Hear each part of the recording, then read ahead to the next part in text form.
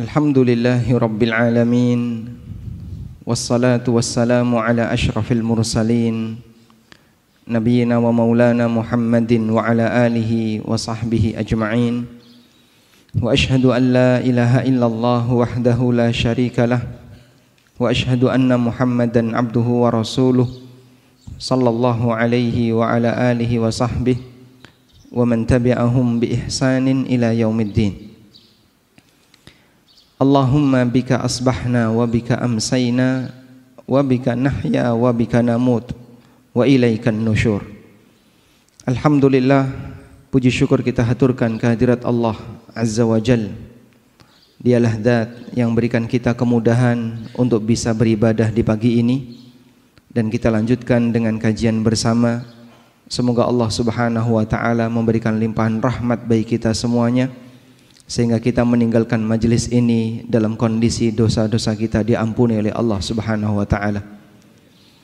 Allah ingatkan dalam Al-Qur'an di surat Al-Anfal yang menunjukkan bagaimana kasih sayang yang besar yang diberikan oleh Allah kepada para hambanya. Allah berfirman, "Wa huwal ladzi yatawaffakum bil-laili wa ya'lamu ma jarahtum bin-nahar. Thumma yab'atsukum fihi liyuqda ajalum musamma." Dialah zat yang mewafatkan kalian di malam hari. Wa ya'lamu ma jarahtum bin nahar, dan dia mengetahui apa yang akan kalian perbuat di siang hari. Thumma yab'atsukum fihi liyuqda ajalun musamma.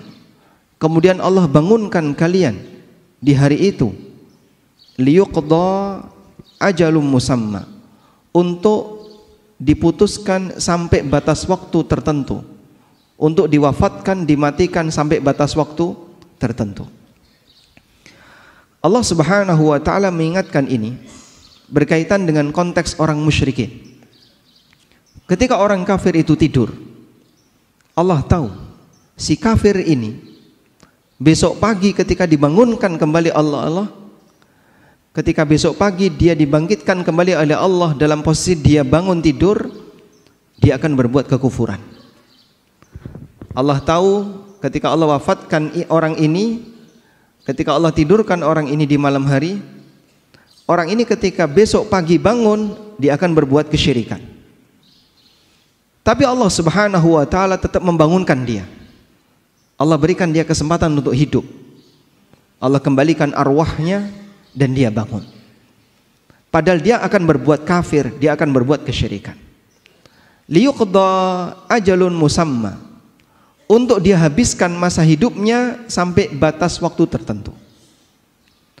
Sebagaimana halnya orang kafir, kita juga mengalami kondisi yang sama. Di malam hari kita tidur, dan setiap hamba yang tidur hakikatnya nyawanya ditahan oleh Allah Subhanahu wa taala. Ditahan sesaat. Lalu ketika hamba ini bangun tidur, Allah kembalikan nyawa itu ke jasadnya sehingga dia bisa bangun. Maka Nabi SAW ketika bangun tidur, beliau membaca doa, Alhamdulillahilladzi ahyana ba'dama amatana. Segala puji bagi zat yang menghidupkan kami ba'dama amatana, setelah dia mematikan kami. Mematikan di waktu tidur. Dan pada saat kita tidur, Allah tahu besok pagi kita akan maksiat, tapi Allah izinkan kita hidup. Sehingga dialah zat yang maha kasih sayang kepada hambanya. Pada waktu Allah Subhanahu wa ta'ala menahan arwah kita di waktu kita tidur, Allah bangunkan kembali kita. Padahal dia tahu kita ini akan berbuat durhaka kepadanya, kita akan bermaksiat kepadanya. Sampai kapan? Sampai datangnya ajal. Terus demikian yang kita lakukan, sehingga hidup ini penuh dengan maksiat. Malam harinya kita tidur, siang harinya kita maksiat, seperti itu terus sampai akhirnya ajal menjemput kita. Karena itulah jamaah yang dimuliakan Allah Subhanahu wa taala, ini memberikan pelajaran bagi kita agar memperbanyak istighfar kepada Allah di setiap waktu yang kita lakukan, terutama ketika di detik-detik kematian kita, pada saat kita mendekati ajal. Hadirin yang dimuliakan Allah Subhanahu wa taala, tema kajian kita di kesempatan hari ini sebagaimana yang disampaikan oleh panitia, amalan terbaik di ujung usia. Kita semuanya mengharapkan agar kita bisa mendapatkan husnul khatimah. Meskipun perjalanan hidup kita dipenuhi dengan aneka maksiat, namun kita ingin menghadap Allah Subhanahu wa taala dalam kondisi bersih dan bisa mendapatkan husnul khatimah. Dan dalam Islam, hisab itu ada dua. Hisab sebelum kematian dan hisab pasca kematian. Hisab sebelum kematian penentunya ada di bagian akhir. Jika bagian akhir itu baik, maka bagian depan dianggap baik. Sebagaimana disebutkan dalam hadis yang sahih riwayat Bukhari Muslim dari sahabat Sahal bin Sa'ad As-Sa'idi radhiyallahu anhu, Nabi sallallahu alaihi wasallam bersabda, "Wa innamal a'malu bil khawatim." Sesungguhnya amal itu baik buruknya ditentukan oleh ujungnya. Sehingga sebelum kematian penentu nilai seorang hamba adalah ujungnya. Apabila ujungnya baik, maka seluruh amalnya dianggap baik, dan sebaliknya ketika ujungnya buruk, maka seluruh amalnya dianggap buruk. Berbeda dengan peraturan hisab pasca kematian. Hisab pasca kematian penentunya ada di depan, ada di awal. Sebagaimana yang disabdakan oleh Nabi sallallahu alaihi wasallam, awwalu ma yuhasabu bihil abdu min amalihi as-salah. Amal pertama yang nanti akan dihisab dari hamba besok di hari kiamat adalah salat. Apabila salatnya baik, maka seluruh amal dianggap baik. Sehingga awalan yang baik saat hisab di yaumil akhir menentukan untuk amal-amal setelahnya. Sedangkan ketika hidup, ujung yang baik menentukan amal sebelumnya. Kita berbicara untuk kondisi kita yang sedang hidup. Maka perjuangan kita sebagai hamba Allah yang taat sampai kapan jamaah? Sampai kita mati. Perjuangan kita sebagai hamba Allah yang taat kita lakukan sampai kita mati. Sehingga perjuangan kita adalah bagaimana caranya agar kita bisa mengakhiri hidup ini dalam kondisi sebagai hamba yang saleh. Sebab kita menjadi hamba Allah itu sampai mati. Sebagaimana yang Allah Subhanahu wa taala firmankan dalam Al-Qur'an, wa'bud rabbaka hatta ya'tiyakal yaqin. Sembahlah Rabbmu, jadilah hamba Allah yang baik hatta ya'tiyakal yaqin, sampai datang kepadamu al-yaqin. Dan makna al-yaqin para ahli tafsir mengatakan maknanya adalah al-maut, kematian. Sebagaimana yang dikutip oleh Al-Hafidz Ibnu Katsir dari Salim bin Abdullah bin Umar. Salim bin Abdullah bin Umar, cucunya Umar bin Khattab radhiyallahu anhu. Wa'bud rabbaka hatta ya'tiyakal yaqin. Sembahlah Rabbmu sampai datang kepadamu kematian. Kata Salim, huwa al-maut. Yang dimaksud di sini adalah kematian. Dan ini sejalan dengan firman Allah Subhanahu wa taala di surat Al-Muddatsir. Ketika Allah menceritakan penyesalan penduduk neraka. Penduduk neraka itu mengatakan, lam naku minal musallin wa lam naku nut'imul miskin wa kunna nakhudu ma'al khaidin wa kunna nukadzibu biyaumiddin hatta atanal yaqin. Dulu kami tidak pernah salat. Kami tidak pernah ngasih makan orang yang membutuhkan. Kami hidupnya hanya bersenda gurau. Dan kami mendustakan hari kiamat hatta ya'tiyanal yaqin, sampai datang kepada kami al-yaqin, yaitu kematian. Sehingga jamaah belakang Allah, kita menjadi hamba Allah, beribadah kepada Allah, berbuat taat kepada Allah, ujungnya adalah kematian. Dan itulah perjuangan kita. Sehingga bagi seorang muslim, titik akhir dia dalam melakukan ketaatan adalah saat ajal menjemputnya. Karena itu Bapak Ibu yang dimuliakan Allah, berbicara tentang amal terbaik di akhir usia, kita tidak membahas masa silam. Mungkin di antara kita punya masa silam yang berwarna-warni. Ada yang masa silamnya kelam, ada yang masa silamnya bagus, beraneka ragam. Namun kalau kita bandingkan antara diri kita dengan para sahabat, bisa jadi masa silamnya para sahabat lebih gelap dibandingkan kita. Di antara sahabat ada yang pernah menyembah berhala. Di antara sahabat ada yang pernah minum khamr. Di antara sahabat ada yang bahkan pernah berusaha untuk membunuh nabinya sallallahu alaihi wasallam. Di antara sahabat ada yang membunuh sahabat yang lain. Seperti Al-Wasi membunuh siapa? Hamzah. Namun kemudian beliau masuk Islam dan kemudian beliau menebus dirinya berperang di perang Yamamah melawan Musailamah Al-Kadzab sampai akhirnya terbunuh di perang Yamamah. Sehingga para sahabat Nabi sallallahu alaihi wasallam orang yang masa silamnya sangat gelap, sebagian di antara mereka. Namun ketika cahaya Islam itu datang, mereka menjadi pahlawan-pahlawan bagi kaum muslimin dan kita punya hutang budi bagi mereka. Sehingga dalam masalah ini kita tidak berbicara masa silam. Masa silam mungkin kita punya aneka masa silam yang berwarna-warni. Kalau berbicara berkaitan dengan amal terbaik, kita berbicara terkait masa saat ini dan bagaimana perjuangan ke depannya. Makanya dalam Islam kita tidak diajarkan untuk tenggelam dengan masa silam, tapi kita diajarkan untuk bersikap optimis berkaitan dengan masa mendatang. Selanjutnya jamaah berkat Allah Subhanahu wa taala. Lalu apa amal terbaik yang bisa kita perjuangkan di sisa usia kita? Terutama bagi mereka yang usianya sudah 60 ke atas atau mungkin 50 ke atas dan dia sudah mulai membayangkan nampaknya saya harus persiapan untuk menghadap Allah Subhanahu wa taala. Apa kira-kira amal yang harus kita lakukan? Jamaah di belakang Allah Subhanahu wa taala, berbicara masalah amal di sisa usia, sebenarnya kalau kita perhatikan semua amal yang diajarkan oleh Nabi sallallahu alaihi wasallam adalah amal yang utama. Semua amalan yang diajarkan oleh syariat kita adalah amalan yang utama.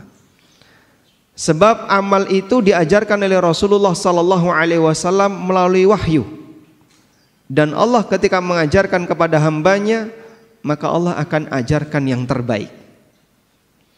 Hanya saja dari sekian banyak amal itu ada yang namanya prioritas amal.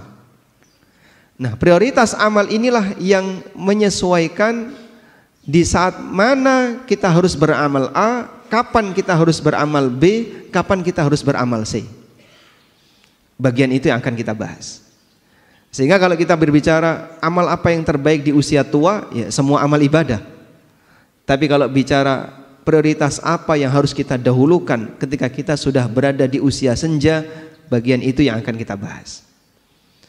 Karena Nabi sallallahu alaihi wasallam di samping beliau mengajarkan amal secara umum, beliau juga mengajarkan prioritas dalam beramal. Sebab tahu prioritas itu bagian dari fikih seorang hamba. Suatu ketika Abdullah bin Abbas sedang menyampaikan kajian, dan waktu itu sedang terjadi ketegangan antara Ali bin Abi Thalib dengan orang Khawarij. Maka beliau berceramah di hadapan masyarakat dalam posisi negara dalam situasi genting. Ibnu Abbas ceramah habis asar sampai nabrak maghrib dan beliau tidak berhenti. Lanjut beliau ngasih ceramah sampai mendekati waktu isya. Komentar para jamaah, sholat, waktunya sholat. Tapi Ibnu Abbas tidak berhenti menyampaikan ceramah. Karena negara dalam situasi genting, masyarakat butuh pencerahan yang lebih, sehingga Ibnu Abbas ngasih ceramah panjang. Orang komentar, ayo waktunya sholat, kenapa aku nggak sholat?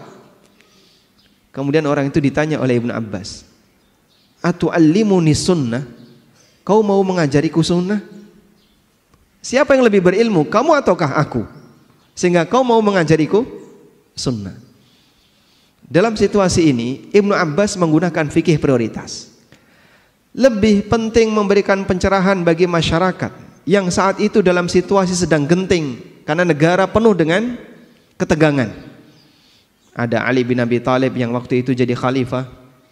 Di Syam ada Muawiyah yang sedang berkuasa di daerah Syam. Di Nahrawan ada Khawarij yang mau merongrong kekuasaan Ali bin Abi Thalib. Di beberapa tempat yang lain banyak terjadi ketegangan. Maka kaum muslimin harus ditenangkan semaksimal mungkin. Beliau ngasih ceramah yang panjang sampai nabrak waktu salat. Lebih prioritas bagian ini dibandingkan mendahulukan salat karena situasinya menuntut untuk ngasih ceramah panjang. Itu contoh berkaitan dengan fikih prioritas. Hal yang sederhana, membaca Al-Quran itu amal yang mulia. Per huruf dapat nilai pahala berapa? 10.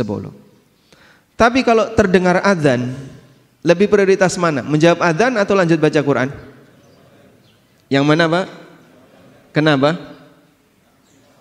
Karena itu bertepatan dengan waktunya. Sehingga Anda kalau membaca Quran saat adzan berkumandang, Anda kehilangan kesempatan menjawab adzan.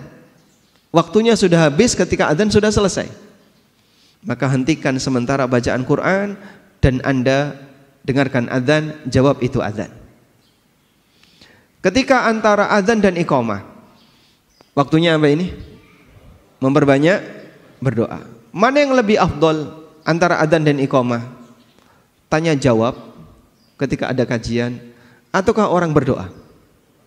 Syekh bin Baz rahimahullah, ketika beliau sedang menunggu iqamah, beliau duduk bersama dengan jamaah. Ada orang yang mendekat dan mau bertanya. Lalu beliau sampaikan, ini waktunya kita berdoa, bukan tanya jawab. Ada waktunya yang lain untuk tanya jawab. Nah dari sini para ulama menggunakan prioritas. Ini waktunya amal A, lebih afdol amal A yang dikerjakan. Ini waktunya amal B, lebih afdol amal B yang dikerjakan, dan demikian seterusnya.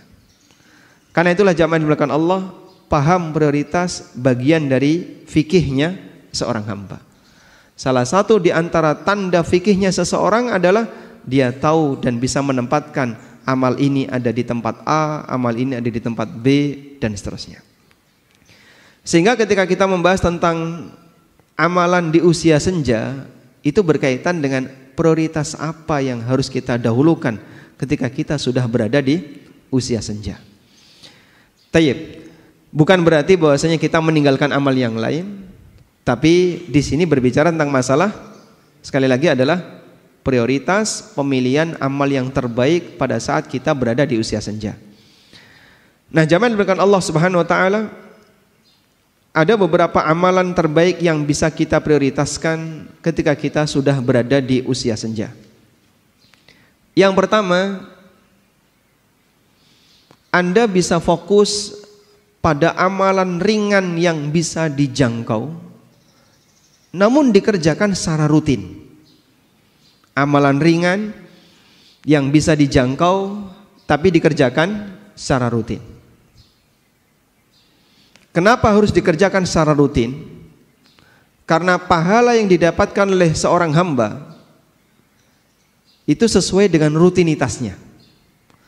Pahala yang didapatkan oleh seorang hamba menyesuaikan dengan rutinitasnya.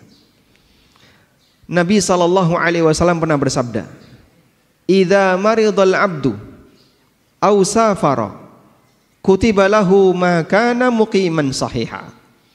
Apabila seorang hamba itu sakit atau dia safar, maka akan dicatat untuknya amalan pahala sebagaimana yang menjadi rutinitasnya ketika dia dalam kondisi sehat dan tidak sedang safar. Sehingga jamaah yang dimuliakan Allah, kalau ada orang yang punya kebiasaan puasa Senin Kemis, tiap Senin dan Kemis dia puasa, suatu ketika dia sakit sehingga dia tidak berpuasa, maka dia tidak berpuasa bukan karena malas, tapi dia tidak berpuasa karena uzur. Sehingga Allah Subhanahu wa taala tetap memberikan pahala baginya. Dia dapat puasa Senin walaupun dia tidak berpuasa sebab dia punya kebiasaan itu. Bagi mereka yang tidak punya kebiasaan, maka saat dia sakit, dia tidak berpuasa. Dia tidak dapat pahala karena dia ketika sehat juga tidak berpuasa. Orang semacam ini tidak mendapatkan catatan pahala sebagaimana mereka yang punya kebiasaan. Hal yang sama juga terjadi pada mereka yang sedang safar. Maka hadis yang menyebutkan apabila seorang hamba itu sakit atau safar, dia mendapatkan catatan pahala sebagaimana ketika dia sehat dan mukim, hanya berlaku untuk amalan yang menjadi rutinitasnya.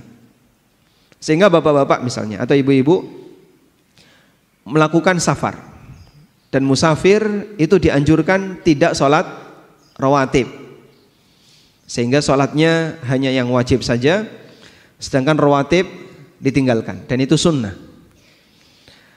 Kita safar, ketika kita mukim, kita punya kebiasaan rawatib. Zuhur kita rawatib, asar kita rawatib, demikian pula maghrib, isya dan subuh kita punya sholat rawatib. Pada waktu kita safar itu semuanya kita tinggalkan kecuali qobliyah subuh. Maka insya Allah pahala sholat rawatib tetap ada walaupun kita tidak mengerjakannya. Sebab kita tidak mengerjakan sholat rawatib ketika safar karena ini sesuai sunnah. Kita tinggalkan bukan karena kita tidak mau melaksanakan, tapi kita tinggalkan beralih dari satu sunnah ke sunnah yang lain, sehingga amal rutin ini tetap tercatat pahalanya. Baik, kita terus berjuang beramal sampai pada posisi fisik tidak bisa diajak untuk beramal. Ada satu kondisi di mana ini dengkul nggak bisa dipakai untuk ruku. Ada satu kondisi di mana itu paha nggak bisa nyanggah tubuh kita ketika berdiri, sehingga kita sholat sambil duduk. Ada satu kondisi di mana kita tidak bisa berangkat ke masjid. Ada satu kondisi di mana kita hanya bisa berbaring di atas kasur. Kita butuh tabungan untuk perjuangan di hari itu. Sampai kapan? Sampai Allah memberikan kemampuan kita untuk beramal. Allah Subhanahu wa taala berfirman, "Illal ladzina amanu wa 'amilus salihati falahum ajrun ghairu mamnun." Kecuali orang yang beriman dan orang saleh, mereka akan mendapatkan pahala yang ghairu mamnun, yang terus mengalir. Allah berikan pahala kepada hambanya yang mukmin sebagaimana pahala yang dijanjikan oleh Allah Ta'ala untuk nabinya sallallahu alaihi wasallam. Nabi Muhammad sallallahu alaihi wasallam dikatakan dalam Al-Quran, wa innalaka la ajran ghairu mamnun, dan kau Muhammad punya pahala yang terus mengalir, gak pernah putus. Dan orang yang beriman diberi oleh Allah yang sama, illal ladzina amanu wa 'amilus salihat falahum ajrun ghairu mamnun. Orang yang mukmin dan beramal saleh, dia dapat pahala yang tidak pernah putus. Bagaimana penjelasannya? Coba simak keterangan Ad-Dhahhak. Ad-Dhahhak rahimahullah, seorang ulama tabi'in, pernah mengatakan, beliau meriwayatkan dari Ibnu Abbas, idza kana al-'abdu fi shababihi kathiras salah, kathiras siyam was sadaqah, thumma dha'ufa amma kana ya'malu fi shababihi, ajrallahu azza wa jalla lahu ma kana ya'malu fi shababihi. Ketika seorang hamba itu masih muda, dia rajin salat, rajin puasa, rajin sedekah, sampai akhirnya tubuhnya jadi lemah, sehingga dia tidak bisa salat sebagaimana kebiasaan dia di waktu muda. Maka Allah Subhanahu wa taala tetap ngasih pahala untuk dia di saat dia tidak mengamalkannya di usia tua. Sehingga sekali lagi jamaah, mungkin saat ini kita bisa datang hadir 5 waktu ke masjid, bolak-balik, selesai sholat kita pulang, nanti ada panggilan kita datang lagi, pulang lagi, ada panggilan kita datang lagi. Sampai batas waktu tertentu kita nggak bisa menghadiri panggilan itu. Karena saya sudah nggak bisa keluar rumah, hanya bisa duduk di atas kursi, hanya bisa berbaring di atas kasur. Terdengar suara adzan, pingin datang, fisik nggak bisa diajak. Terdengar panggilan untuk sholat, tapi badan nggak bisa berdirikan, hanya bisa duduk. Maka sesuai dengan kebiasaan kita pada waktu kita masih kuat melakukannya, pahala itu terus mengalir. Itulah orang beriman dan beramal saleh, falahum ajrun ghairu mamnun. Mereka tetap mendapatkan pahala yang terus mengalir. Maka ketaatan dan ibadah ringan, mini habit, kebiasaan ringan tapi isinya ketaatan. yang kita lakukan jemaah itu adalah tabungan di hari tua. Sehingga kalau ada orang yang bilang olahraga itu adalah tabungan kesehatan di hari tua, maka ibadah-ibadah yang ringan itu adalah tabungan di saat kita sudah tidak bisa lagi mengerjakannya. Bapak Ibu punya kebiasaan sholat rawatib, puasa sunnah, qiyamul lail, atau ibadah-ibadah yang lain. Ini semuanya ada batasnya. Karena fisik hamba bisa jadi lebih pendek umurnya dibandingkan usia dia hidup. Sehingga orangnya masih hidup tapi fisiknya nggak bisa diajak. Semangatnya tetap ada, namun jasadnya nggak bisa dipaksa untuk melakukannya. Dia nggak putus sebab niatnya terus berjalan. Orang seperti inilah pahalanya tidak akan pernah putus. Walhamdulillah, itu anugerah yang diberikan oleh Allah kepada hambanya yang beriman. Allah Subhanahu wa ta'ala tidak pernah menyia-nyiakan kebaikannya. Tabungan yang dia perjuangkan di masa mudanya tetap mengalirkan pahala sampai pun dia tidak bisa mengerjakannya. Qala Ibnu Abbas radhiyallahu anhuma, Ibnu Abbas mengatakan, wa humul ladzina adrakahumul kibar la yu'akhadzuna bima amiluhu fi kibarihim. Ayat ini berkaitan dengan orang yang sudah mencapai usia tua. Dia tidak dihukum oleh Allah gara-gara dia tidak melakukan amalan disebabkan karena usia tuanya. Sebaliknya dia dapat pahala terus mengalir sesuai dengan kebiasaan dia di masa muda. Oleh karena itu jamaah, mumpung jasad ini masih bisa diajak untuk melakukan aneka amal yang beragam, maka kita isi masing-masing. Dalam masalah sedekah ada isinya. Dalam masalah sholat Anda punya kebiasaan sholat tertentu. Dalam masalah puasa ada amal sunnah tertentu. Diisi di semua cabang-cabang amal. Ringan tapi rutin. Insya Allah itulah yang nantinya akan menjadi sumber aliran-aliran pahala bagi kita di saat kita sudah tidak bisa lagi melakukannya. Karena itu jamaah dimuliakan Allah Subhanahu wa taala, Nabi SAW ketika beliau beramal, yang beliau lakukan apa Pak? Beliau lakukan secara rutin. Sebagaimana yang beliau katakan, wa inna ahabbal a'mali ilallah adwamuha wa in qalla. Sesungguhnya amal yang paling dicintai oleh Allah adalah amal yang paling rutin meskipun sedikit. Jangan berat-berat Pak, yang ringan. Yang kira-kira bisa dirutinkan sampai batas jasad nggak bisa diajak lagi untuk melakukannya. Pak, kalau saya mau Daud gimana? Sekiranya Bapak terlalu keberatan dengan Daud, turunkan Senin Kemis. Saya masih kuat lebih dari itu. Baik, mungkin tambahkan 3 hari setiap bulan ketika Ayyamul Bid, sehingga Anda Senin Kemis plus Ayyamul Bid. Terlalu berat, sebaiknya tidak dilakukan. Diceritakan oleh Aisyah radhiyallahu anha, pernah satu ketika ada seorang wanita yang bernama Haula bintu Thuwaid datang ke rumahnya Aisyah. Dan waktu itu ada Rasulullah sallallahu alaihi wasallam. Lalu Aisyah menceritakan kepada Nabi sallallahu alaihi wasallam, "Hadhi Haula bintu Thuwaid, za'amu annaha la tanamul laila."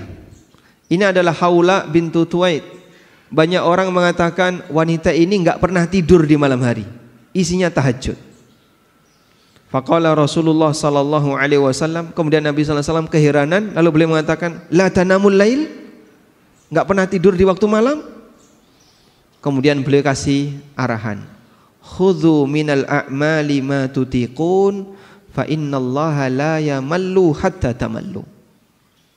Ambil amal yang mampu untuk kalian rutinkan, karena Allah enggak pernah bosan sampai kalian bosan dalam beramal.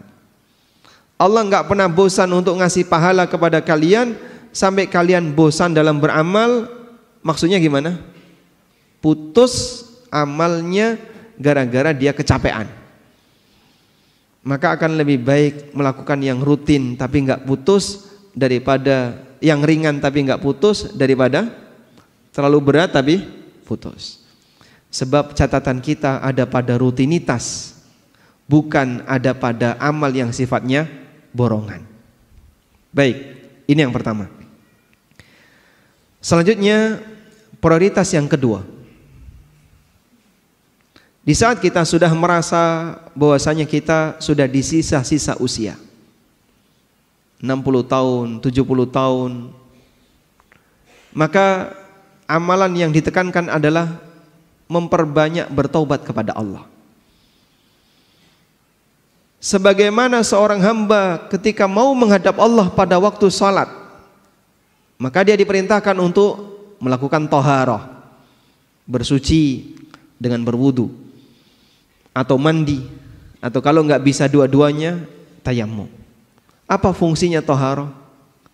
Agar hamba menghadap Tuhannya dalam kondisi suci dari hadas dan suci dari najis, sehingga dia menghadap Allah dalam keadaan suci dan bersih lahiriah jasadnya, meskipun bisa jadi dia bawa dosa, belum suci batinnya. Tapi hamba diperintahkan untuk terus menghadap Allah dalam setiap keadaan, terutama ketika sholat wajib. Orang ketika mau ke tanah suci yang merupakan pusat kiblat, persiapan untuk menghadap Allah di tanah suci lebih jauh lagi. Di mana, Pak? Di mikot, dalam jarak 450 kilo kalau ngambil mikotnya dari Dzulhulaifah. Sehingga persiapan untuk beribadah di tanah haram sudah dilakukan 450 kilo.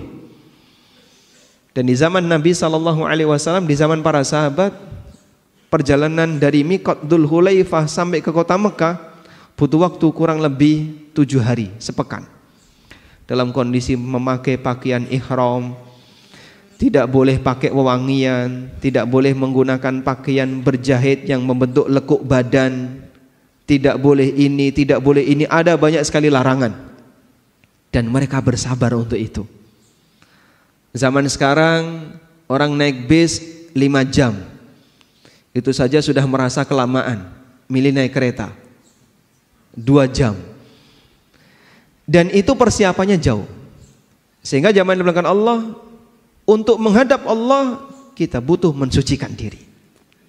Orang mati menghadap siapa? Allah Azza wa Jalla. Ya ayyuhal insanu innaka kadihun ila rabbika kadhan famulaqi. Wahai manusia, sesungguhnya kalian itu sungguh mengalami kelelahan ila rabbika, menuju Rabbmu, famulaqi, sampai kalian ketemu Allah. Sehingga semua hamba ketika mati dia akan bertemu dengan Allah, dia menghadap Allah Subhanahu wa taala. Maka sebelum menghadap Allah, jika waktu masih hidup, kita diperintahkan untuk mensucikan jasad dari hadas dan najis. Maka pada saat kita menjelang mati, kita sucikan dengan banyak bertobat, kita bersihkan batin kita dari dosa. Inilah rahasia kenapa Allah Subhanahu wa taala memerintahkan nabinya sallallahu alaihi wasallam untuk memperbanyak bertasbih dan istighfar serta bertaubat setelah Fathu Mekah, dengan diturunkannya surat An-Nasr. Surat An-Nasr surat apa, Mas? Surat An-Nasr. Alam Nasrah. Ya. Wan Nasr idza jaa nasrullahi wal fath. Itu surat Al-Asr ya, wal Asr. Surat An-Nasr. Idza jaa nasrullahi wal fath. Wa ra'aitan nasa yadkhuluna fi dinillahi afwaja. Apabila telah datang nasrullah, pertolongan Allah, wal fath, dan Fathu Makkah. Wa ra'aitan nasa yadkhuluna fi dinillahi afwaja. Dan kau lihat manusia, masyarakat, mereka masuk ke dalam agama Allah afwajan, secara berbondong-bondong. Ada sebagian imam yang keliru dalam membaca surat An-Nasr. Mereka baca kayak gini. Wa ra'aitan nasa yadkhuluna fi dinillahi afwaja afwajan fasabbih bihamdi rabbika wastaghfir. Berhenti di afwaja betul, tapi ibtida ngulang di afwaja keliru. Karena kalau diulang afwajan fasabbih bihamdi rabbika wastaghfir, secara berbondong-bondong sucikanlah nama Rabbmu dan beristighfarlah. Jadinya zikir jama'i. Ya. Bertasbihlah dan beristighfarlah secara berbondong-bondong, kan jadinya zikir jama'i. Padahal afwajan itu kata keterangan untuk masuk Islam. Wa ra'aitan nasa yadkhuluna fi dinillahi afwaja. Afwaja keterangan untuk orang yang masuk Islam. Bukan fasabbihnya. Keterangan fasabbih enggak ada hubungannya dengan afwaja. Wa ra'aitan nasa yadkhuluna fi dinillahi afwaja. Dan kau lihat masyarakat mereka masuk ke dalam agama Allah secara berbondong-bondong. Dan itu terjadi pada tahun 9 Hijriah, di mana Nabi SAW kedatangan banyak tamu sehingga Madinah banjir tamu. Dari mana Pak? Dari berbagai suku di sekitar Jazirah Arab. Satu suku datang, ya Rasulullah, saya kepala suku A, saya dan seluruh anggota suku saya masuk Islam. Datang suku B, suku C dan seterusnya, sehingga mereka masuk Islam per suku, diwakili oleh utusan-utusannya. Itulah yang disebut dengan mereka masuk Islam afwajan, secara berbondong-bondong. Kemudian Allah Subhanahu wa taala perintahkan kepada nabinya, fasabbih bihamdi rabbika wastaghfir. Maka sucikanlah nama Rabbmu dan beristighfarlah.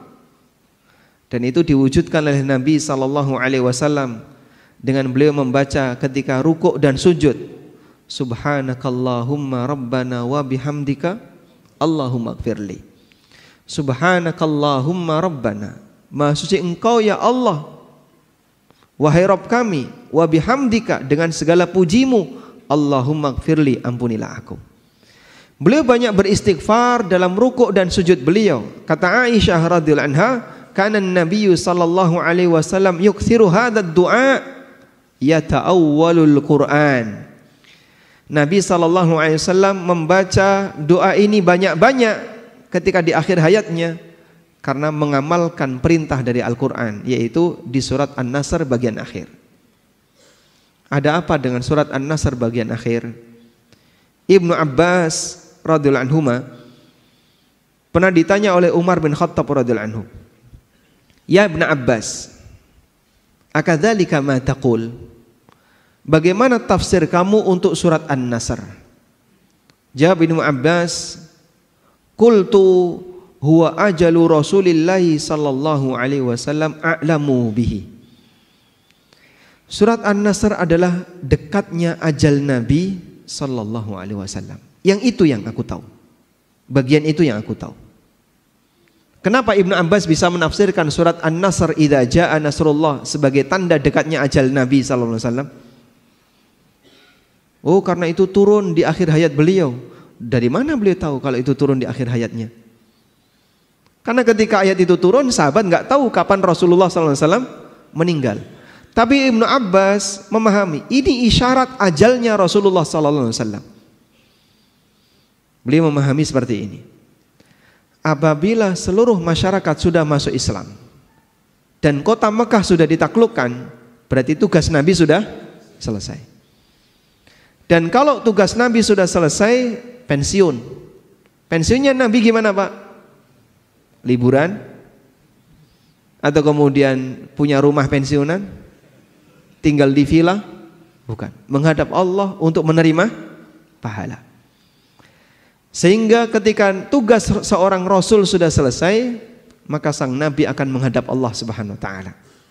Maka turunnya surat An-Nasr pertanda tugas beliau sudah paripurna dan sebentar lagi beliau akan menghadap Allah. Dan betul, dari turunnya surat An-Nasr dengan wafatnya Rasulullah sallallahu alaihi wasallam kurang lebih selisihnya hanya setahun. Sehingga ini salah satu di antara bukti bahwa surat An-Nasr adalah ajal Rasulullah sallallahu alaihi wasallam. Di akhir ajal itulah Rasulullah sallallahu alaihi wasallam banyak bertobat kepada Allah, banyak mohon ampun kepada Allah. Karena ketika seorang hamba mengakhiri amalnya, maka kita disyariatkan untuk mengakhirinya dengan istighfar. Sebagaimana selesai sholat, apa yang kita baca Pak? Astagfirullah, astagfirullah, astagfirullah. Sebagaimana selesai puasa, kita disyariatkan untuk bertakbir. Allah Subhanahu wa taala berfirman berkaitan dengan masalah puasa Ramadan. Gimana ayatnya? Walitukabbiru walitukmilul iddata walitukabbirullaha ala ma hadakum. Dan agar engkau sempurnakan bilangan puasa Ramadan, walitukabbirullah, dan kalian puji Allah dengan mengagungkannya. Maka selesai puasa kita takbiran. Demikian pula ketika selesai haji. Fa idza afadhan nasu fastaghfirullah, apabila manusia sudah bertolak, maka perbanyaklah istighfar kepada Allah. Sehingga selesai beramal, kita itu disyariatkan untuk mengagungkan Allah dan banyak beristighfar kepada Allah. Itu teori beramal secara umum. Maka selesai beramal A kita istighfar, selesai beramal B kita istighfar, selesai beramal C kita istighfar. Dan kita selesai jadi orang muslim istighfar. Sebab amal kita ketika hidup adalah amal jadi apa? Seorang muslim. Kita menjadi seorang muslim sepanjang kita hidup. Maka kita akhiri amal menjadi seorang muslim ini dengan istighfar. Sebagaimana Nabi SAW mengakhiri amal beliau jadi seorang nabi, diperintahkan oleh Allah untuk istighfar. Sehingga perbanyak istighfar di bagian akhir usia kita. Astaghfirullah wa atubu ilaih, astaghfirullah wa atubu ilaih. Bapak Ibu bisa kenang dosa-dosa kita di masa silam. Dulu saya pernah seperti ini, astagfirullah wa atubu ilaih. Dulu saya pernah seperti ini, dulu pernah seperti ini. Coba dikenang dosa-dosa yang pernah kita lakukan, sambil dihadirkan perasaan mohon ampun kepada Allah terhadap dosa-dosa dan kesalahan itu. Karena kita ingin kita menghadap Allah dalam kondisi suci. Sebagaimana pada waktu kita salat, kita menghadap Allah membersihkan lahir batin dengan cara berwudu, dengan cara bersuci. Maka kita menghadap Allah sebelum mati dengan kita banyak beristighfar kepadanya. Selanjutnya, prioritas yang ketiga. Bagi mereka yang sudah dalam posisi usia tua dan merasa ajalnya sudah dekat, maka perbanyak untuk membangun husnudzon kepada Allah. Husnudzon kepada Allah maknanya adalah kita punya harapan besar di sisi Allah dan merasa yakin Allah tidak akan menyia-nyiakan amalku. Maka sang hamba akan punya semangat. Saya punya harapan di sana. Dan saya husnudzon Allah tidak akan menyia-nyiakan kebaikan yang aku lakukan. Sehingga hamba ini memperbesar roja. Memperbesar rasa apa? Roja. Suasana batin itu dikendalikan oleh dua hal. Bainal khaufi war roja. Antara khauf dan roja. Dan para ulama mengatakan mana yang lebih diprioritaskan antara khauf dan roja. Mereka memberikan rincian. Apabila seorang hamba dalam kondisi sehat, dalam kondisi masih seger, masih bisa banyak beraktivitas, maka kedepankan khauf. Kenapa? Agar dia bisa lebih berhati-hati dan mewaspadai sehingga dia tidak berbuat maksiat. Kedepankan rasa khauf. Sebab orang yang masih muda potensinya masih besar, mungkin dia nggak mikir mati. Mungkin dia masih jauh mikir mengakhiri hidupnya. Apalagi dia punya harapan besar dengan dunianya. Dalam posisi ini keinginan untuk berbuat maksiat cenderung besar. Maka kedepankan perasaan khauf lebih dominan. Hati-hati, waspada, awas, jangan-jangan amalmu ini enggak diampuni oleh Allah, jangan-jangan dosamu tidak diampuni. Dengan cara demikian maka dia akan lebih waspada.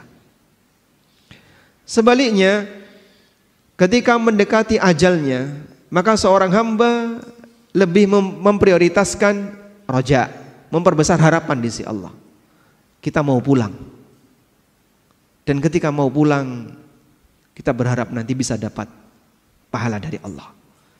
Dikasih sesuatu yang indah oleh Allah. Sebagaimana seorang anak ketika mau pulang dia ingin ketemu orang tuanya. Dia berharap di sana ada aneka hidangan yang sudah disiapkan oleh orang tua. Itulah raja. Sebagaimana dikatakan oleh Jabir bin Abdullah radhiyallahu anhuma, beliau menyampaikan, sami'tu Rasulullah sallallahu alaihi wasallam qabla mautihi bi thalathati ayyam. Aku mendengar pesan Nabi sallallahu alaihi wasallam 3 hari sebelum beliau wafat. Apa kalimat yang dipesankan Nabi sallallahu alaihi wasallam? La yamutanna ahadukum illa wa huwa yuhsinu dhanna billah azza wa jalla. Jangan sampai kalian mati kecuali dalam kondisi kalian husnudzon kepada Allah. Dan husnudzon kepada Allah itu diiringi dengan amal. Karena orang punya husnudzon, punya harapan jika dia punya tabungan. Dia merasa ada sesuatu yang akan dia dapatkan. Maka jamaah dimulakan Allah, bagi orang yang sudah mendekati ajal, kedepankan perasaan banyak husnudzon. Kita mau pulang, sebentar lagi akan menghadap Allah. Semoga amalku diberi pahala oleh Allah Subhanahu wa taala. Dan apabila terkumpul dalam diri seorang hamba 2 hal ini, maka Rasulullah sallallahu alaihi wasallam memberikan jaminan bahwa orang ini akan dimasukkan oleh Allah ke dalam surga dan dijauhkan dari neraka. Disebutkan dalam hadis yang sahih bahwa Rasulullah sallallahu alaihi wasallam pernah menjenguk orang yang sedang sakit. Lalu beliau bertanya, "Kaifa tajiduka?" Gimana perasaanmu saat ini? Qala, si sakit ini kemudian mengatakan, "Wallahi ya Rasulullah. Ya Rasulullah, demi Allah, inni arjullah wa inni akhafu dzunubi." Ya Rasulullah, aku memperbesar harapan di sisi Allah. Aku berharap agar Allah mengampuniku. Meskipun di saat yang sama aku takut terhadap dosa-dosaku. Kemudian Rasulullah sallallahu alaihi wasallam mengatakan, "La yajtami'ani fi qalbi 'abdin fi mithli hadzal mautin illa a'tahu Allahu ma yarju wa amanuhu mimma yakhaf." Tidaklah berkumpul pada hati seorang hamba 2 perasaan ini ketika menjelang wafatnya, kecuali dia akan diberi oleh Allah sesuai dengan apa yang dia harapkan, dan dia akan dijauhkan oleh Allah dari apa yang dia takutkan.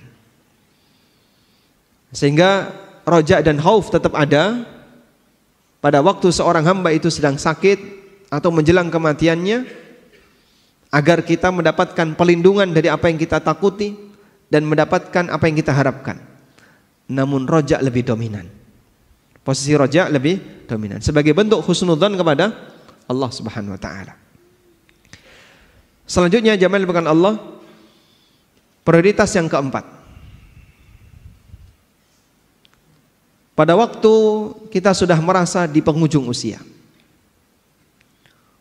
fokus untuk memperbaiki diri dan tidak banyak bersengketa dengan orang lain. Mulai cooling down. Yang barangkali dulu banyak gesekan dengan teman, banyak gesekan dengan tetangga, banyak gesekan dengan keluarga, banyak gesekan dengan anak, sekarang sudah mulai diturunkan. Ada waktunya bapak tidak harus jadi raja selamanya di keluarga. Ada waktunya ibu tidak harus jadi ratu selamanya ketika di keluarga. Barangkali ada di antara kita punya karakter pengen selalu menang sendiri, pengen selalu dihormati, pengen selalu berkuasa. Kalaupun tegang gak mau kalah, mungkin dulu kita seperti itu. Sudah saatnya ini diturunkan. Karena kita mau menghadap Allah, mau berpulang, jangan sampai ada hak orang lain yang belum selesai dan masih meninggalkan sakit hati, sehingga itu bisa menjadi sumber musibah di hari kiamat.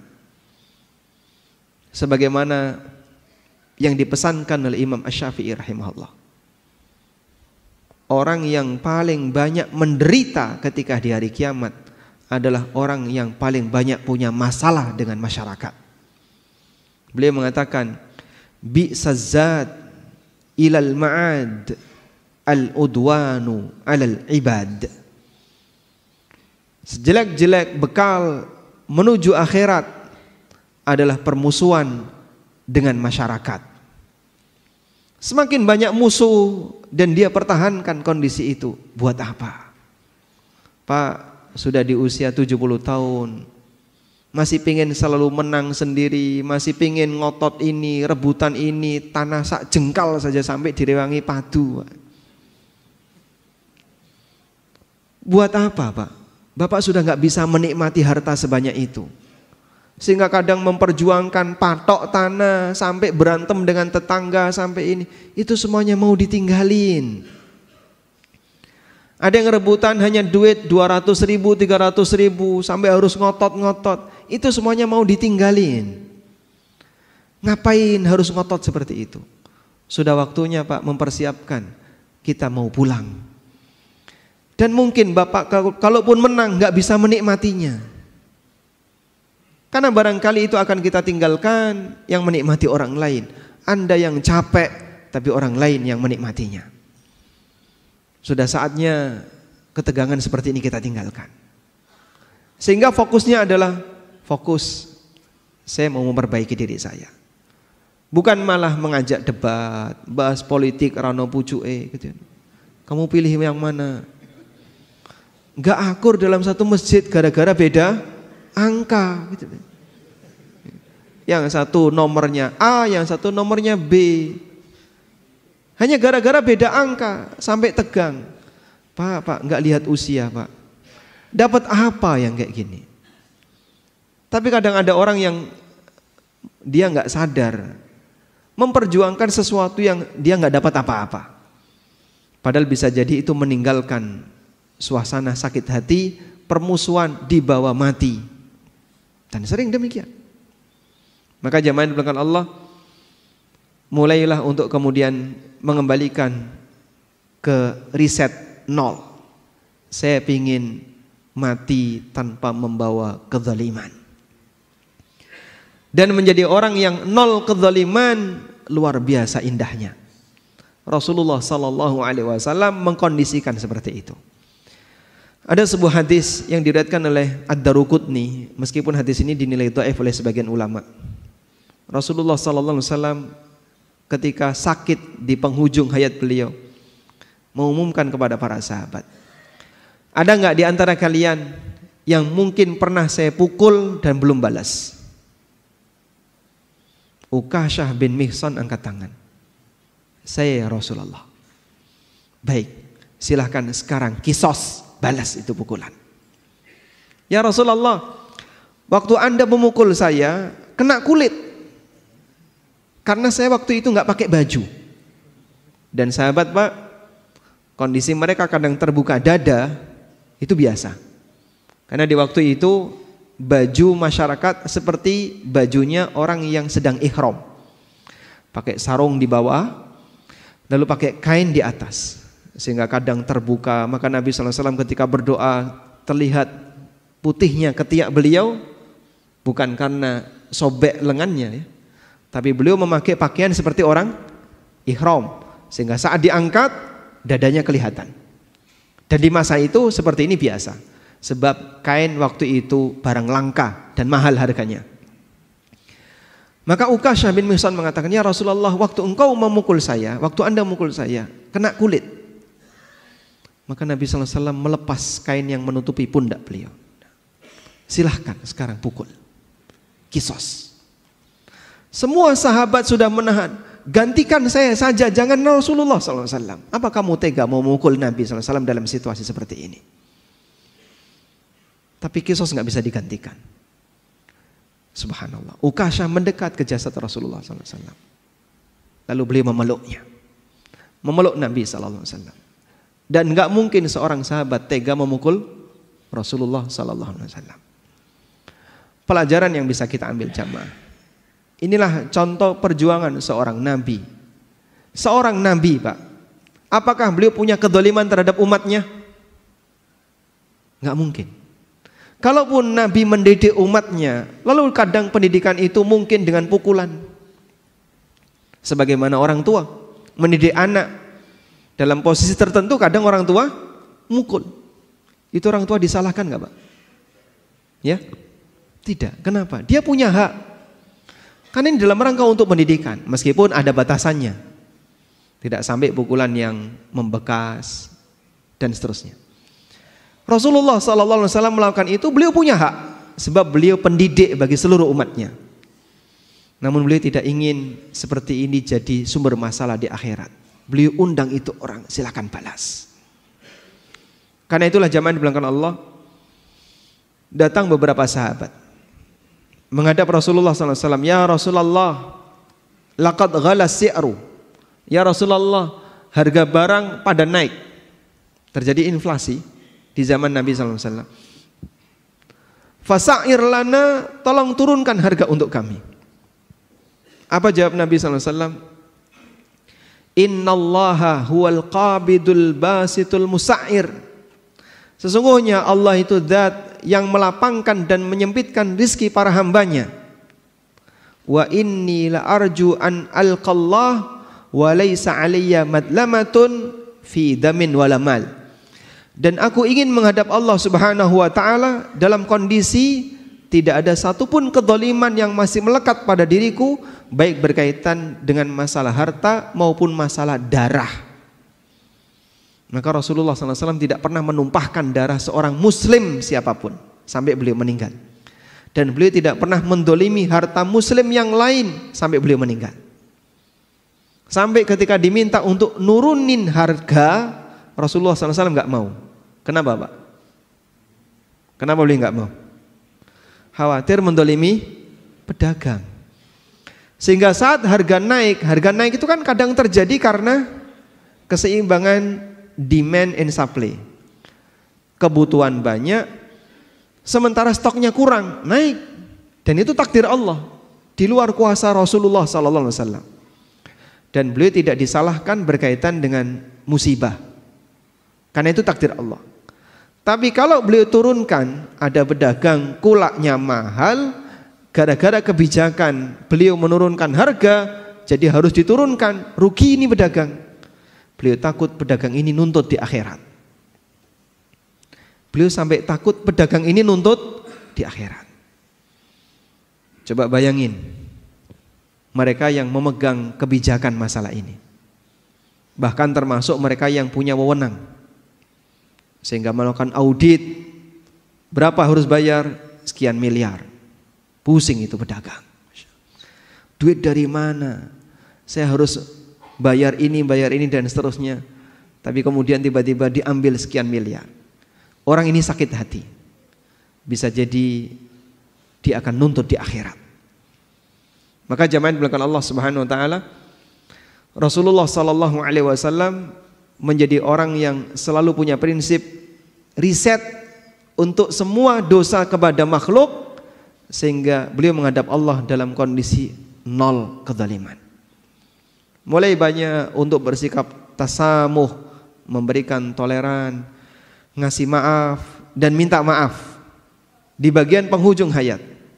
Karena kita tidak ingin kita membawa dosa dengan makhluk pada saat kita menghadap Allah Subhanahu wa taala, yang nanti itu menjadi sumber qisas di yaumil akhir, mengurangi pahala yang pernah kita perjuangkan.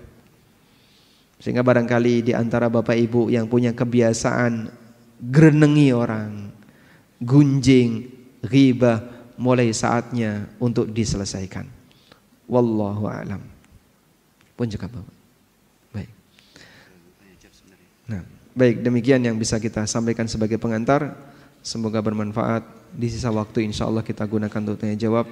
Wassallallahu ala nabiyyina Muhammadin wa ala alihi wa sahbihi wasallam. Rekan-rekan yang ingin bertanya silakan. Ustadz masih punya waktu sampai dengan jam 6.15, masih bisa tadi? 15. Silakan saya bacakan.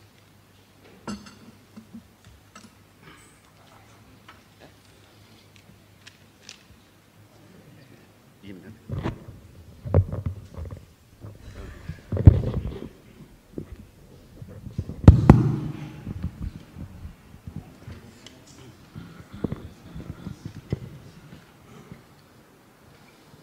Assalamualaikum warahmatullahi wabarakatuh. Waalaikumsalam warahmatullahi wabarakatuh. Izin bertanya Ustadz, Sebagai muslim yang baru mengenal keutamaan amalan sunnah di usia yang telah senja, mohon nasihat dan motivasinya Ustadz. Banyak sekali lingkungan yang mencibir dan kurang suka dengan kita yang berjenggot dan bercelana cingkrang. Meskipun kami tahu hal tersebut adalah bagian dari sunnah Nabi Shallallahu Alaihi Wasallam, apakah bunyi dalilnya hadis akan hal tersebut? Syukron barakallahu fikum. Nah, ada seorang ulama yang beliau punya jenggot yang cukup lebat ya. Dalam posisi sakit karena beliau sudah sepuh, beliau sudah ya usia mungkin di atas 70-an tahun. Dalam posisi sakit yang itu merupakan sakit yang mengantarkan kepada wafatnya beliau, dokter menyarankan untuk kepentingan medis sebaiknya jenggot Anda dicukur. Lalu beliau sampaikan, saya tidak mau menghadap Allah dalam kondisi tidak mengikuti sunnah Nabi SAW dalam penampilan. Sehingga bertahan berpenampilan sesuai sunnah itu bagian dari perjuangan. Maka beliau meskipun sudah diminta oleh pihak dokter, ini dalam rangka untuk kepentingan medis, bagaimana kalau jenggotnya dicukur? Beliau milih tidak, saya nggak mau, bertahan seperti ini saja. Kalaupun saya mati dalam posisi tetap bertahan di atas sunnah.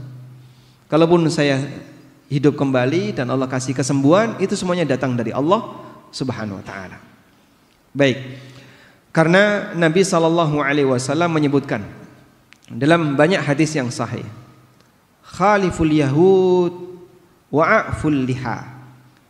Jangan tiru Yahudi, biarkan jenggot. Jadi beliau minta biarkan jenggot. Biarkan itu artinya nggak usah diganggu, biarin aja. Baik. Ada perintah khusus sebagai penjelasan perintah umum. Maka melaksanakan perintah umum bentuknya adalah dengan melakukan yang khusus. Contohnya kayak gini. Orang tua ngasih perintah kepada anaknya.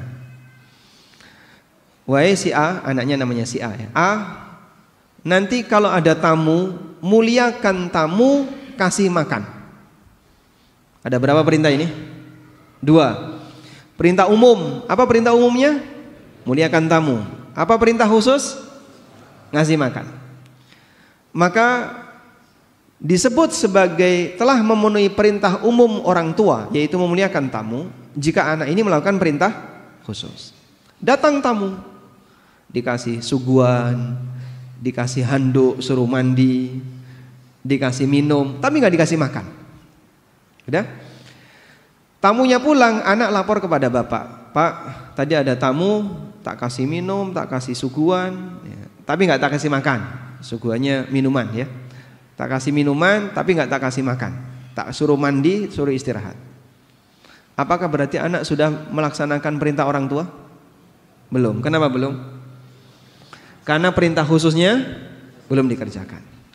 Maka jika Nabi SAW meminta khaliful yahud, jangan tiru Yahudi, wa'aful liha, biarkan jenggot, maka melaksanakan perintah umum, yaitu agar kita tidak niru Yahudi, bentuknya adalah dengan melaksanakan perintah yang kedua. Paham di sini? Baik. Karena bagian dari prinsip syariat, ketika syariat ini datang, syariat ini mengajarkan beda dengan Yahudi dan Nasrani. Sebab dua umat ini datang lebih awal dan mereka punya penyimpangan, maka Nabi SAW datang meluruskan aneka penyimpangan itu agar tidak terjadi pada umatnya. Aneka penyimpangan-penyimpangan itu disebutkan dalam Al-Quran dan hadis-hadis beliau. Sebagian diantaranya adalah masalah penampilan. Oleh karena itu Anda bisa bersabar ya. Barangkali tetangga atau teman karena mereka belum tahu ilmunya ngasih komentar demikian, ini barangkali adalah ujian, dan insya Allah itu lebih ringan dibandingkan ujian yang dialami di masa silam oleh para nabi, sehingga Anda bersabar, semoga nanti mereka juga dapat hidayah. Nah. Assalamualaikum Ustaz. Waalaikumsalam warahmatullahi taala. Izin bertanya Ustaz. Sebagian kajian sunnah terkadang juga menabrak waktu isya. Kajian berhenti sejenak untuk adzan Isya, kemudian kajian dilanjutkan, salat Isya diakhirkan. Terkait fikih prioritas ibadah yang Ustadz sampaikan, mana yang lebih utama? Selesaikan kajian, baru lanjut salat Isya, atau salat Isya dulu baru lanjut kajian? Jazakumullah khairan Ustaz. Mungkin barangkali pertanyaannya saya alihkan. Mana yang lebih sesuai sunnah? Adzan, kemudian kajian, qomatnya diakhirkan. Mungkin masih setengah jam atau bahkan 1 jam. Masuk Isya jam 7, qomatnya jam 8. Karena ada kajian. Ataukah adzannya ditunda sehingga nanti mepet dengan iqamat pada waktu pelaksanaan sholat Isya jam 8. Atau adzan tepat waktu lalu iqamat terus sholat. Mana yang lebih sesuai sunnah? Ya. Baik. Jika kita menginginkan agar kajian ini selesai terlebih dahulu, materi rampung sehingga jamaah bisa mendapatkan materi secara utuh, tidak putus, maka kajian silahkan lanjut. Dan yang lebih sesuai sunnah, adzan itu mepet dengan iqamah. Sebab dulu Nabi SAW pada waktu beliau di Tabuk, Tabuk itu di mana? Di Arab ya, di utara Madinah. Jarak di masa silam perjalanan 1 bulan. Beliau ketika di Tabuk itu beliau singgah di beberapa tempat, singgah sekian hari, pindah lagi, sekian hari, pindah lagi, sekian hari. Dalam situasi musim yang sangat panas, mereka berteduh di bawah tenda. Saat Bilal mau keluar untuk adzan zuhur, tepat waktu, pas masuk awal waktu zuhur, ditahan oleh Nabi SAW, jangan adzan. Akhirnya Bilal kembali masuk. Mau keluar lagi, ditahan lagi. Hatta tafi'at tulul, sampai kerikil itu keluar bayangan. Kerikil keluar bayangan itu berarti matahari sudah cukup ke barat. Karena kalau benda tinggi bayangannya gampang kelihatan, tapi kalau benda kecil itu bayangannya lebih susah kelihatan. Kerikil, benda kecil ya, kerikil keluar bayangan, berarti matahari sudah sangat ke barat. Baru Nabi SAW mengizinkan Bilal, sekarang silakan adzan.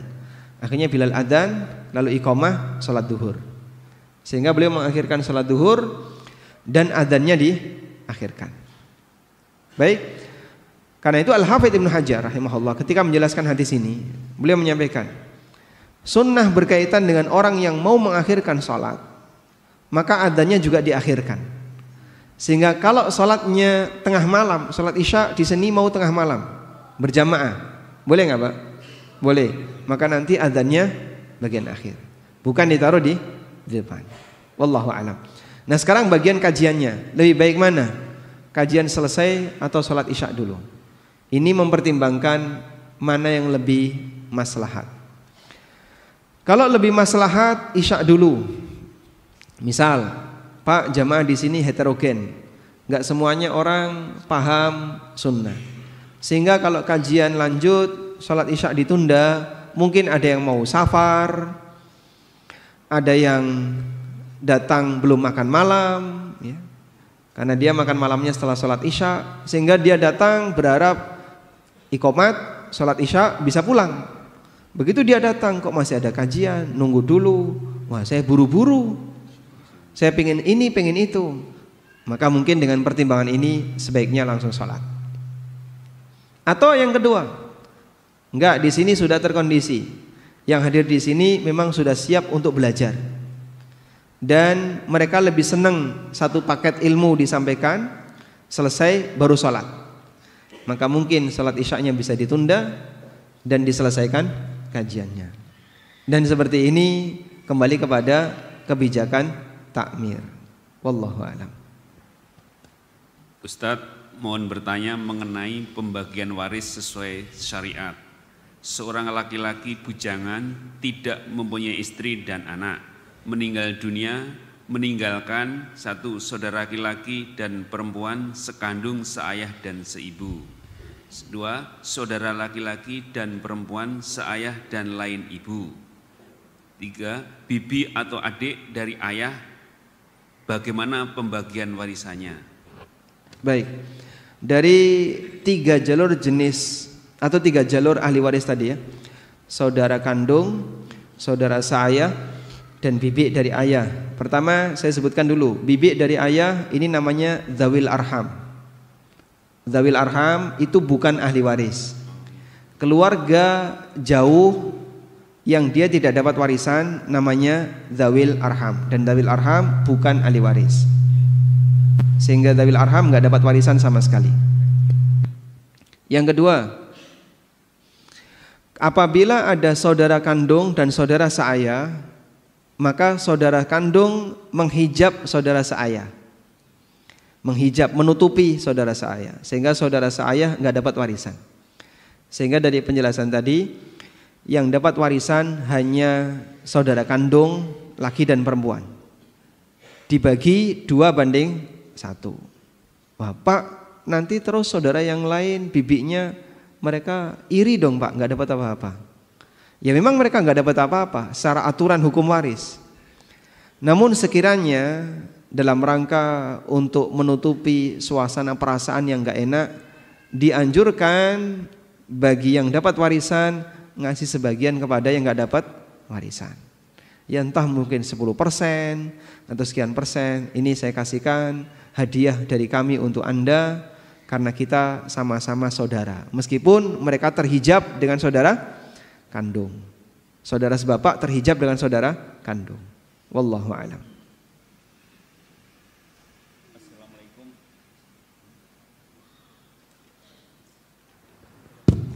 Assalamualaikum Ustaz. Waalaikumsalam warahmatullahi. Fikih prioritas. Di satu masjid ada kebiasaan membacakan hadis sahih ba'da sholat subuh, yakni dengan meminta jamaah menghentikan zikir sejenak. Pertanyaan, apakah ada kebiasaan dari sahabat tabi'in, tabi'ut tabi'in melakukan ibadah seperti ini?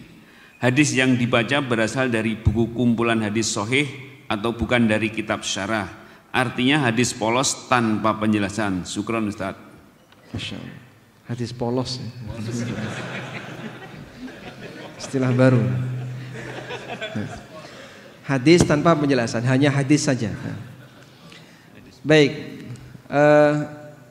apakah ada kebiasaan selesai sholat kemudian dibacakan hadis di masa Nabi SAW dan para sahabat?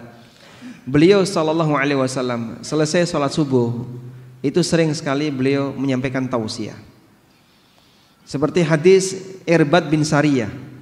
Irbad bin Sariyah pernah menyampaikan, Rasulullah SAW memberikan nasihat kepada kami, mau'idhatan darifat minhal uyun, sampai membuat air mata itu berderai. Banyak orang menangis.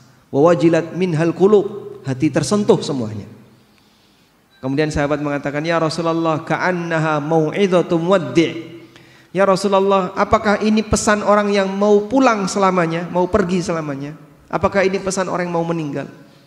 Fa'ausina, kalau demikian berikan wasiat kepada kami. Lalu beliau ngasih wasiat, alaikum bisunnati wa sunnatil khulafa'ir rasyidin al-mahdiyina min ba'di addu 'alaiha bin nawajid. Hadis yang ma'ruf ya. Pegangilah sunnahku dan sunnah khulafaur rasyidin, gigit dengan gigi geraham kalian. Hadis yang ma'ruf. Dan itu disampaikan setelah subuh. Rasulullah SAW juga kadang selesai subuh tanya kepada sahabat, siapa di antara kalian yang punya mimpi? Silakan ceritakan. Barangkali aku bisa mentakwil. Maka ada yang cerita tentang mimpinya, lalu ditakwil oleh Nabi SAW. Kalau enggak ada yang lapor, maka beliau sendiri yang bercerita tentang mimpinya. Aku bermimpi seperti ini. Kemudian beliau jelaskan mimpinya. Dan mimpi Nabi itu wahyu. Sehingga Rasulullah SAW menawarkan takwil mimpi, dan beliau terkadang juga menceritakan tentang mimpi beliau, dan itu setelah subuh. Kadang Nabi SAW menyampaikan nasihat tertentu setelah subuh. Maka ba'da subuh itu forum ilmu di Masjid Nabawi. Dan sampai sekarang seperti itu masih berlanjut. Sebagaimana ba'da maghrib juga jadi forum ilmu. Karena itu kalau sekiranya pembacaan hadis dan menunda waktu Anda untuk berzikir sejenak, saya kira ini tidak sangat mengganggu. Karena baca hadis tanpa syarah hanya sebentar. Sehingga kalau bicara prioritas, insya Allah baca hadis Anda bisa dengarkan dengan seksama. Dan perhatikan, ini sabda Nabi SAW. Atha bin Abi Rabah pernah datang seorang anak SMP, kemudian bilang kepada Atha, wahai Imam Atha, saya mau membacakan hadis kepada Anda. Kemudian beliau duduk dengan rapi, nunduk, didengerin, silahkan dibacakan. Selesai anak ini membacakan hadis, pergi dia. Lalu Atha mengatakan, laqad sami'tu hadzal hadis qabla ayyulada hadzal sabi. Aku sudah mendengar hadis ini sebelum anak ini dilahirkan. Tapi beliau tetap mendengarkan dengan seksama. Karena ini sabda Rasulullah sallallahu alaihi wasallam. Abdi dalam, Pak, orang keraton. Kalau ada sabda keraton, diam dia, nunduk mendengarkan.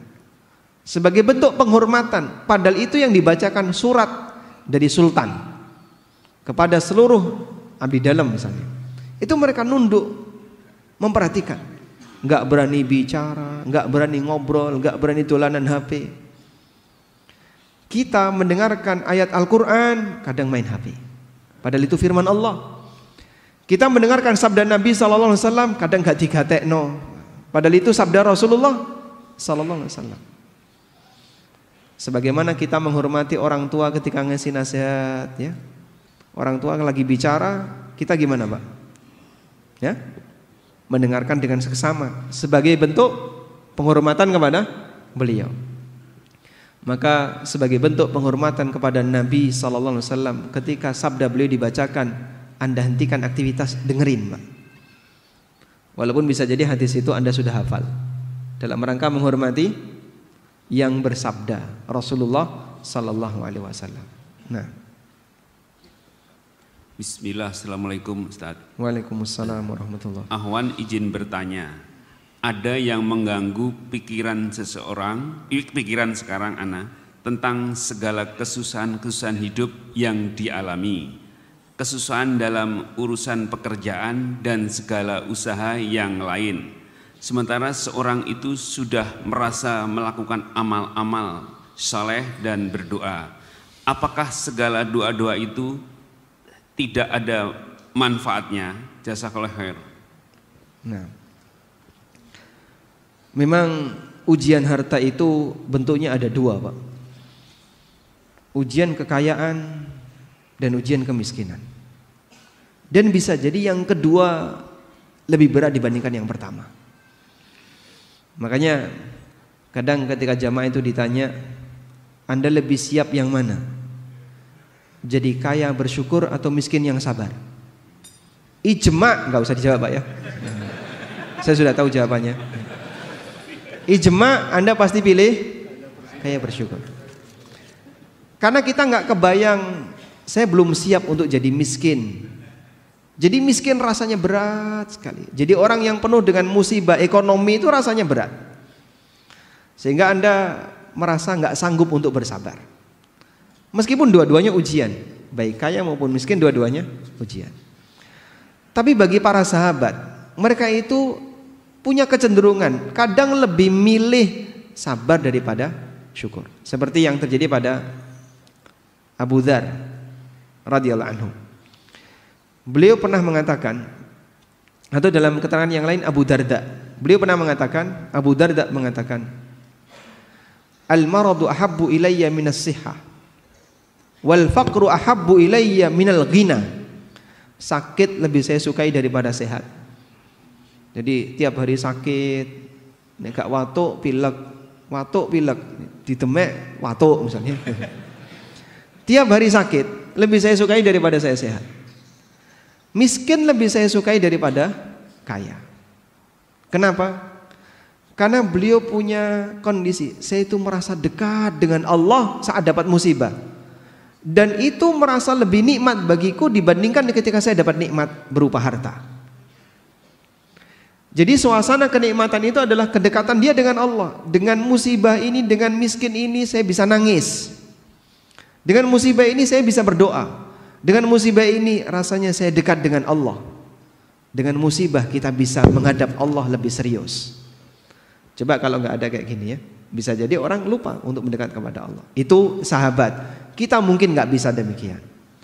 Namun kalau misalnya Anda menghendaki, Pak, saya berharap agar ekonomi ini nggak jadi ujian bagi saya, agar kondisi ekonomi ini nggak jadi ujian bagi saya. Mungkin ini nggak bisa, karena masalah ujian itu Allah yang milih dan Allah yang menentukan, bukan kita. Maka yang lebih penting adalah bukan terhindar dari ujian, sebab hidup ini pasti ujian. Tapi yang lebih penting adalah bagaimana cara menghadapi ujian, bagaimana mensuasanakan batin ketika menghadapi ujian. Anda berdoa, mungkin doa Anda nggak kunjung dikabulkan. Bagi sahabat itu lebih penting daripada dikasih lalu putus doanya. Sebagaimana Umar bin Khattab radhiyallahu anhu. Bagi saya bukan dikabulkan doa yang penting, namun diberi kekuatan berdoa itulah yang penting. Sebab doa seorang muslim kalaupun tidak diwujudkan dalam kehidupan dia di dunia, jadi simpenan di mana? Jadi simpenan di akhirat.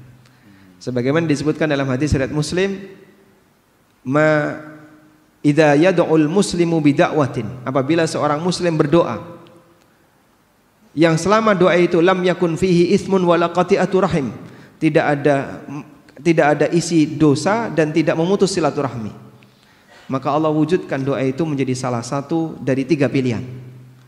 Allah kabulkan doa itu, atau Allah simpan di akhirat, atau Allah jadikan sebagai pengganti dari musibah yang andaikan musibah itu terjadi nilainya sebagaimana nilai doanya, sehingga dia tidak mengalami kecelakaan, dia tidak mengalami sakit. Andaikan dia sakit, biaya yang harus dia keluarkan sama dengan rizki yang dia minta, bahkan bisa jadi lebih besar.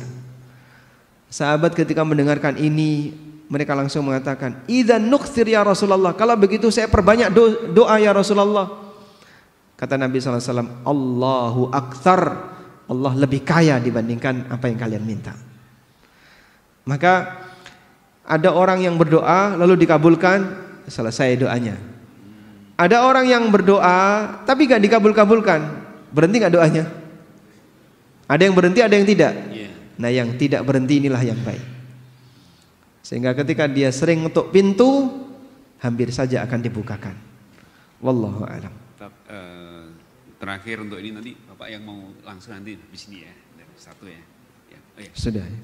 Saat usia tua kita harus cooling down.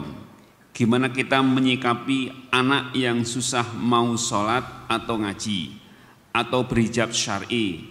Kadang-kadang saya harus debat selalu. Bagaimana Ustaz? Nah. Baik. Ini berkaitan dengan perjuangan kita untuk melindungi diri kita dan anak kita dari neraka. Bagian ini Anda pertahankan sehingga tidak ada toleransi. Perjuangan Nabi Nuh untuk menyelamatkan anaknya sampai kapan? Sampai anaknya mati. Demikian pula perjuangan Nabi Muhammad SAW mengingatkan keluarganya sampai beliau wafat. Sehingga beliau berpesan, la taj'alu qabri 'idan, jangan kau jadikan kuburanku sebagai tempat perayaan. Jangan jadikan kuburanku sebagai masjid. Itu di detik-detik terakhir.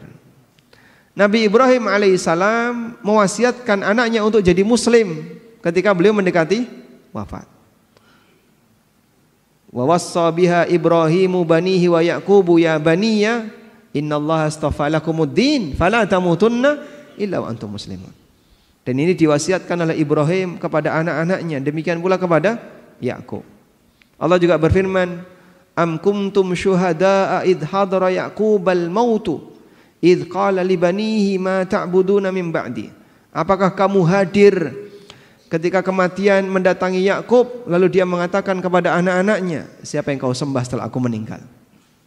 Qalu na'budu ilahaka wa ilaha abaika Ibrahim wa Ismail wa Ishaq. Mereka mengatakan kami akan menyembah Tuhanmu dan Tuhan bapak-bapakmu yaitu Ibrahim, Ismail dan Ishak. Ilahan wahidah. Baik. Dari sinilah kita bisa memahami bahwa tugas orang tua mendidik anak sampai kapan, Pak? Sampai dipisahkan dengan kematian. Dan dalam hal mendidik anak terkadang memang butuh debat. Kalau memang anaknya itu ngeyel, dan orang tua punya hak di situ. Tapi ini bukan perdebatan yang tercela sebagaimana yang tadi kita singgung. Yang kita singgung itu perdebatan masalah yang mungkin dia nggak punya kepentingan. Usia 70 tahun, pokoknya saya harus jadi ketua takmir. Kalau enggak gimana? Enggak mau. Ya. Pokoknya harus yang paling depan, ketua yayasan, ketua ini. Apa yang mau diperjuangkan? Regenerasi, Pak? Jangan. Ya. Pokoknya yang tua jangan digeser. Tunggu sampai mereka mati semua. Ada kayak gitu, Pak? Mungkin ada sebagian orang. Dia memperjuangkan apa? Yo, saya pengen punya posisi, pengen dimuliakan, pengen punya status sosial. Di tempat kerja dia sudah dilengsarkan, kan pensiun ya. Di kantor sudah nggak punya posisi, nggak jadi ketua RT di lingkungannya. Satu-satunya sasaran tinggal masjid. Maka kalau di kantor sudah nggak dapat jabatan, di perumahan nggak dapat ketua dan nggak punya jabatan, masjid yang diincar. Perjuangkan jadi ketua takmir. Masya Allah. Pak, sudah waktunya istirahat. Barangkali mikir-mikir bagian itu sudah Bapak tinggalkan. Fokus untuk ibadah yang sifatnya pribadi. Bapak akan lebih ringan, nggak punya beban berkaitan dengan perasaan kalau kita nggak jadi pimpinan.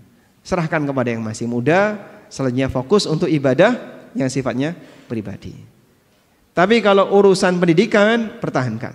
Jangan sampai kendor dalam masalah ini, karena kita punya tanggung jawab untuk mengasuh anak, untuk mendidik anak sampai dipisahkan dengan kematian. Wallahu alam. Demikian, semoga bermanfaat. Wassallallahu ala nabiyyina Muhammadin wa ala alihi wa sahbihi wa sallam, wa akhiru da'wana alhamdulillahi rabbil alamin. Subhanakallahumma wa bihamdika asyhadu an la ilaha illa anta astaghfiruka wa atubu ilaik. Wassalamu alaikum warahmatullahi wabarakatuh.